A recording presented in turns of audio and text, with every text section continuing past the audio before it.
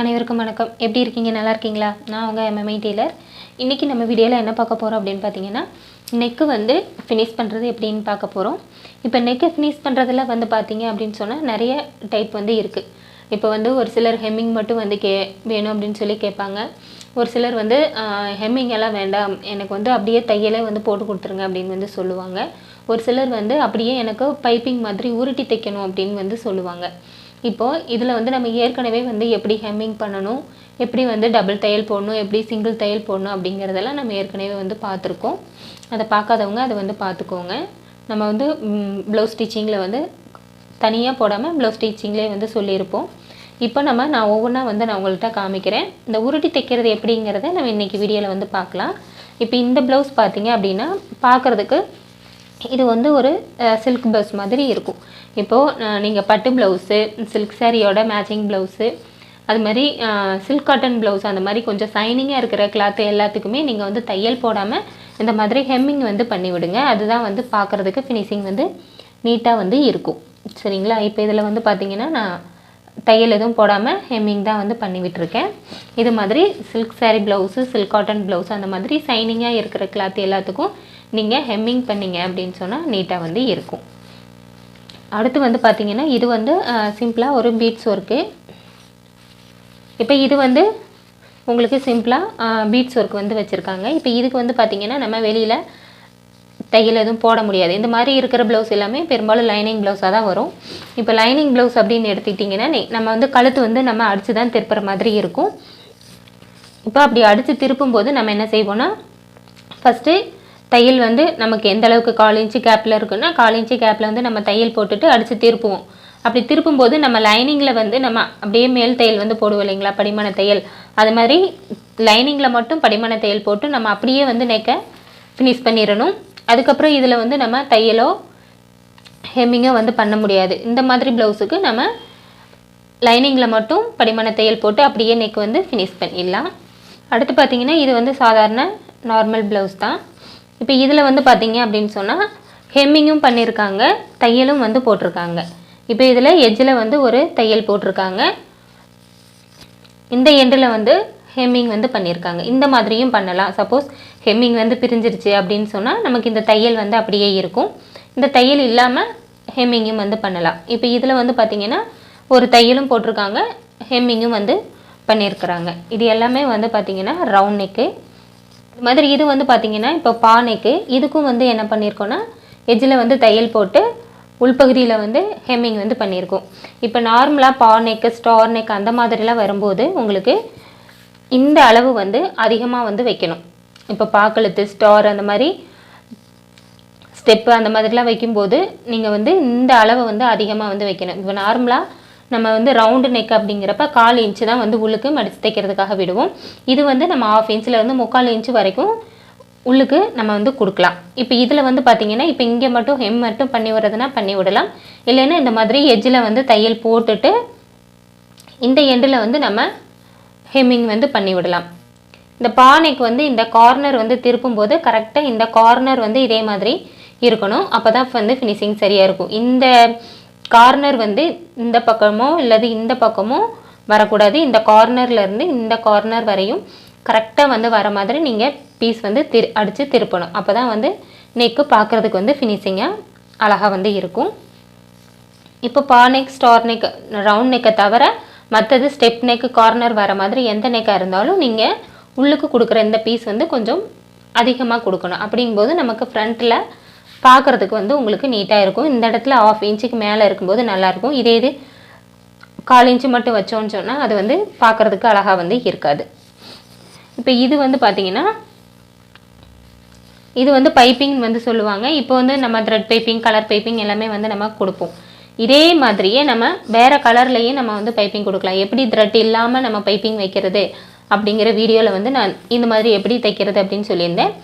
இது வந்து இப்போ பிளெயின் ப்ளவுஸில் எனக்கு பைப்பிங் வைக்கணும் அப்படிங்கிறப்ப நம்ம இந்த மாதிரியும் வந்து தைக்கலாம். இதுக்குள்ளே நம்ம பைப்பிங்கும் வச்சு தைக்கலாம். பைப்பிங் இல்லாமல் உருட்டி இந்த மாதிரியும் நம்ம வந்து தைக்கலாம். இப்போ உள்ளே வந்து பார்த்திங்கன்னா லைட்டாக இந்த மாதிரி இருக்குது. இதை நம்ம ஓப்பன் பண்ணாலும் இந்த பைப்பிங்க்கு வெளியில் வந்து நமக்கு வராது. சரிங்களா. இதுவும் பார்க்குறதுக்கு வந்து ஃபினிஷிங் வந்து நீட்டாக இருக்கும். ஒரு சிலர் வந்து இந்த மாதிரி தான் வேணும் அப்படின்னு கேட்பாங்க. ஒரு சிலர் வந்து எனக்கு ஹெம்மிங் தான் வந்து வேணும் அப்படின்னு சொல்லி கேட்பாங்க. அவங்க எந்த மாதிரி கேட்குறாங்களோ நம்ம அதை மாதிரி தச்சு வந்து நம்ம கொடுக்கணும். இப்போ நமக்கு மட்டுமே நம்ம தைச்சிக்கிறோம் அப்படின்னு சொன்னால் நமக்கு எந்த மாதிரி விருப்பமோ நம்ம அதை மாதிரி வந்து தைச்சிக்கலாம். ஓகே, இப்போ இது வந்து நம்ம எப்படி தைக்கிறது அப்படிங்கிறத இந்த வீடியோவில் வந்து டீட்டெயிலாக பார்க்கலாம். இந்த பானைக்கு மட்டும் எப்படி கார்னர் வச்சு திருப்புறது அப்படிங்கிறத நான் இன்னொரு வீடியோவில் வந்து உங்களுக்கு நான் டீட்டெயிலாக வந்து நான் சொல்கிறேன். இப்போ வாங்க இந்த ப்ளவுஸுக்கு எப்படி நம்ம உருட்டி தைச்சேன் அப்படின்னு சொல்லிட்டு நான் உங்களுக்கு காமிக்கிறேன். இப்போ இதுக்காக வந்து பார்த்திங்கன்னா நான் ஒரு ப்ளவுஸ் வந்து ஃப்ரண்ட்டு பேக்கு ரெடி பண்ணி ஷோல்டர் வந்து ஜாயின் பண்ணி வச்சுருக்கேன். இப்போ இதில் வந்து நம்ம கழுத்து பீஸ் வச்சு க்ளோஸ் பண்ணணும். அப்படி கழுத்து பீஸ் வச்சு க்ளோஸ் பண்ணும்போது தான் நம்ம உருட்டி வந்து நம்ம தைக்க போகிறோம். அது எப்படி அப்படிங்கிறது தான் நம்ம இன்றைக்கி வீடியோவில் பார்க்க போகிறோம். இப்போ இதுக்காக வந்து பார்த்திங்கன்னா நான் வந்து கழுத்து பீஸ் வந்து ஏற்கனவே வந்து நான் ஜாயின் பண்ணி வச்சுருக்கேன். தனித்தனியாக வந்து கட் பண்ணி ஒன்றோட ஒன்று கிராஸில் வச்சு ஜாயின் பண்ணி இந்த மாதிரி வச்சுருக்கேன். இப்போ இதில் வந்து நம்ம என்ன பண்ணணும்னா ஃபஸ்ட்டு ஒரு சைடு மட்டும் நம்ம மடித்து வந்து நம்ம தைச்சிக்கணும். இல்லை ஃபஸ்ட்டு நம்ம ஒரு ஓரமாக மடித்து வந்து தைச்சி எடுத்துக்கலாம்.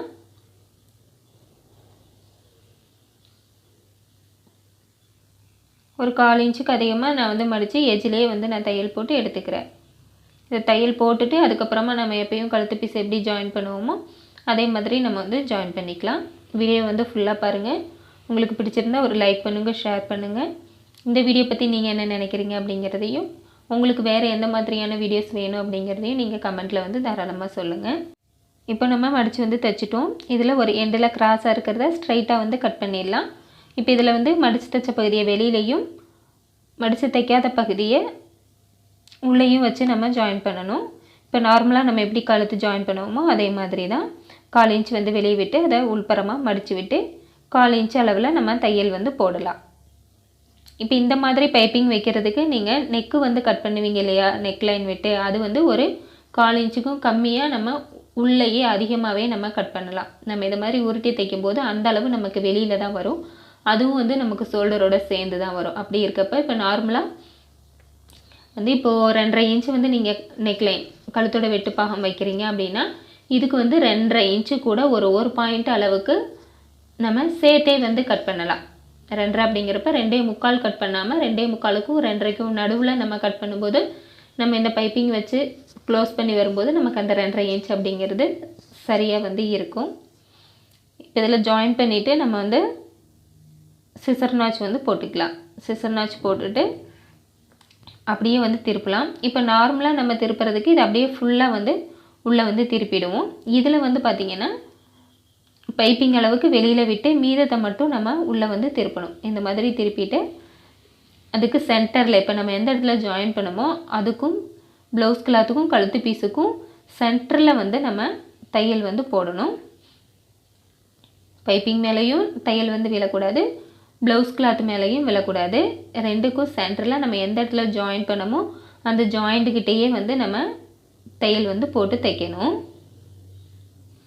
இப்போ அதே மாதிரியே ஃபுல்லாக வந்து நம்ம தைச்சி எடுத்துக்கலாம். உள்பகுதியில் பிசுறும் வெளியில் தெரியாத அளவுக்கு இருக்கணும். நம்ம மடித்து தைக்கிறதும் வெளியில் வந்து தையல் தெரியாமல் அந்த 2 பீஸுக்கும் ப்ளவுஸுக்கும் கழுத்து பீஸுக்கும் சென்டரில் ஜாயின் பண்ணியிருக்கோம் இல்லைங்களா, அந்த சென்டர்லேயே வந்து நம்ம தையல் வந்து நம்ம போட்டு எடுக்கணும். இப்படி தைக்கும்போது நமக்கு பார்க்குறதுக்கு நீட்டாகவும் இருக்கும். நம்ம நார்மலாக இப்போ ஒரு த்ரெட் பைப்பிங் வச்சு தைச்சோம்னா எந்த அளவுக்கு இருக்குமோ அந்த அளவுக்கு மட்டும் வெளியில் விட்டு நம்ம உள்ளே மடித்து வந்து தைக்கணும். இதுக்குள்ளே த்ரெட் இருக்குது அப்படின்னு சொன்னால் நம்ம த்ரெட் வச்சும் வந்து தைக்கலாம். அது எப்படி அப்படிங்கிறதும் நம்ம ஏற்கனவே வீடியோ வந்து நூல் பைப்பிங் எப்படி வச்சு தைக்கணும் அப்படிங்கிறதுல நம்ம வந்து போட்டிருக்கோம். அதை பார்க்காதவங்க அதை வந்து பார்த்துக்கோங்க. நான் லிங்க் வந்து டிஸ்கிரிப்ஷன் பாக்ஸில் நான் வந்து கொடுக்குறேன். இப்போ இதே மாதிரியே நம்ம ஃபுல்லாக வந்து தைச்சி எடுத்துக்கலாம். கொஞ்சம் த்ரோட் இன்ஃபெக்ஷனாக இருக்குது, அதனால் கொஞ்சம் வாய்ஸ் ஒரு மாதிரி இருக்கும், அட்ஜஸ்ட் பண்ணிக்கோங்க.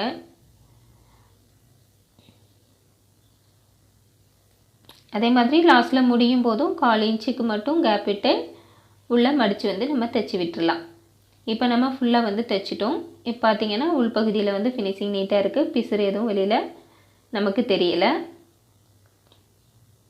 வெளியில் பார்க்குறதுக்கும் நமக்கு நீட்டாக இருக்கும். நீங்களும் வீட்டில் வந்து ட்ரை பண்ணி பாருங்கள். கண்டிப்பாக இந்த வீடியோ உங்களுக்கு ரொம்பவே யூஸ்ஃபுல்லாக இருந்திருக்கும்னு நினைக்கிறேன். இந்த வீடியோ உங்களுக்கு பிடிச்சிருந்தா ஒரு லைக் பண்ணுங்கள், ஷேர் பண்ணுங்கள். இது வரைக்கும் நீங்கள் நம்ம சேனலை சப்ஸ்கிரைப் பண்ணலை அப்படின்னு சொன்னால் சப்ஸ்கிரைப் பண்ணிவிட்டு பக்கத்தில் வர பெல் ஐக்கானையும் அழுத்திடுங்க. அதுக்கு பக்கத்தில் ஆல் அப்படின்னு ஒரு ஆப்ஷன் இருக்கும், அதையும் வந்து அழுத்திடுங்க. நான் எப்போ வீடியோஸ் போட்டாலும் உங்களுக்கு நோட்டிஃபிகேஷன் கிடைக்கும். நீங்களும் மிஸ் பண்ணாமல் பார்க்கலாம். நன்றி, வணக்கம்.